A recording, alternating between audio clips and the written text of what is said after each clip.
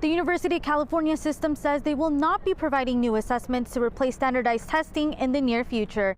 Even though Latinos make up 40% of the state population, only 30% are partially vaccinated at this time. Appointments for a COVID-19 vaccine can be made online through the LA County Department of Public Health. DHS says officers are currently undergoing training on the new guidelines to ensure effective implementation nationwide. A Pew Research Center analysis found that online searches for the term Latinx have increased since 2016, yet fall far behind Latino and Hispanic. Reporting from Northridge for Valley View News, I'm Diane Zermeño. Latinos have made up about half of all of California's COVID-19 cases during this pandemic, yet vaccinating the Latino community has been a struggle. Stay-at-home mom Yolanda Vargas Cardenas said she wanted to vaccinate her children as soon as possible. I wanted to take it with my children, kind of a support thing as a family group, so they would be not scared. Vaccinations are done at the Arleta Family Clinic in the San Fernando Valley. The clinic's physician assistant, Alexander Van Stein, says the COVID-19 virus impacts the Latino community differently, as many Latinos live in multi-generational households. With a really sticky virus, once it's in the house, that's it. But some parents don't believe the COVID-19 vaccine is necessary for children. I think their immune system is a lot stronger than an adult, so. Even though Latinos make up 40% of the state population, only 30% are partially vaccinated at this time. Appointments for a COVID-19 vaccine can be made online through the LA County Department of Public Health. Proof of insurance or immigration status is not required to get a vaccine. Reporting for Valley View News, I'm Diane Zermeño. The Department of Homeland Security says it'll no longer deport people solely for being undocumented. Homeland Security Chief Alejandro Mayorkas also says ICE can no longer deport farm workers, faith leaders, or frontline health workers. In undocumented communities like Panorama City, some residents feel a sense of tranquility. I think it's the best decision that they made for us Latinos so we could work in peace, and give our families a better life. Only those who are suspected of terrorism or espionage, have committed serious crimes, or who crossed illegally after November 1st, 2020 are eligible for deportation. Some people agree that deportations are still necessary. It's good that they toss out those bad people. Every day there's deaths here, rapes. What is that, if this is the #1 country in the world? Alberto Vargas says his childhood was spent in a mostly undocumented community in the East San Fernando Valley. Now he works in local government. He says with the new rules, he and other people in undocumented communities can have access to places they once feared going to before. People are going to rest a little easier to know that, okay, I'm not just going to be deported, or ICE is not going to come banging on my door to take me away just because I'm undocumented, DHS says officers are currently undergoing training on the new guidelines to ensure effective implementation nationwide. Reporting from Panorama City for Valley View News, I'm Diane Zermeño.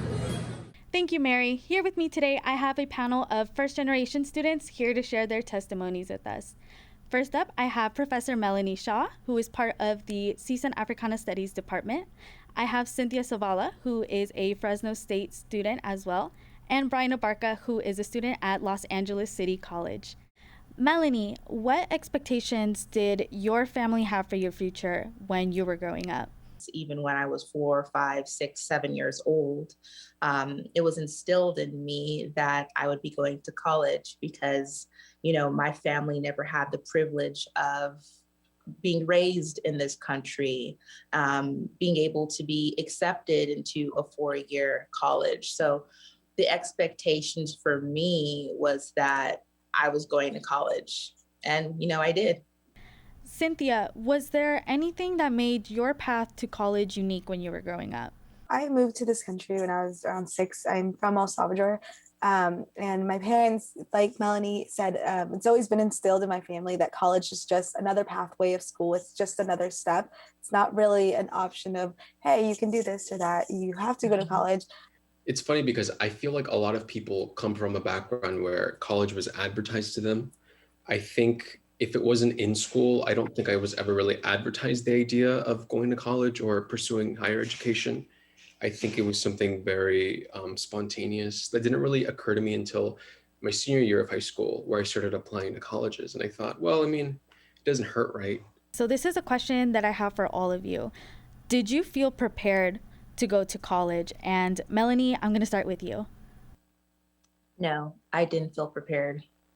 Even though it was something that was instilled into just like my upbringing, I can say when it came to even filling out applications, I was ill prepared. Thank you, Melanie. And Brian, I saw you nodding your head with some sentiments that Melanie said. Did you feel prepared to go to college? No, not at all. I threw myself into a situation that I knew was going to be taxing, but I felt like I bought into this idea that, well, this is what it's like for everybody. You grow up in a family that, you know, wants you to succeed, but don't necessarily, you know, offer that helping hand, whether it's financially or emotionally. And I think you just kind of have to, you know, grow thick skin. Cynthia, I know that in our pre-interview you had discussed that you had been part of programs, but did you feel prepared to go to college even with those? Definitely not, especially because a lot of the things that I joined and the workshops I took, they were much later. It took me seeing other people, you know, go through them. But the first few years of high school were really hard. When I had to fill in my DREAM Act application for my financial aid, I had some questions and they were like, oh, well, you know, we don't have experience with that. At like, maybe your parents can help you. It's like FAFSA. And I was like, my parents have no clue what FAFSA is. Like, there's not going to be, you know, a lot of help there. And I also don't want to put that pressure on them because I know sometimes they struggle because they're like, we wish we could do more in terms of helping you with these steps that I feel like for my peers have been, you know, just natural steps that they take in their journey in school. But for me, it was just one of those things where it's like I had to journey through it and figure it out all on my own. Thank you so much to all of you for coming here today and sharing all of your testimonies with us. We really appreciate it. Thank you. Thank you. Thank you for having me. Thank you so much.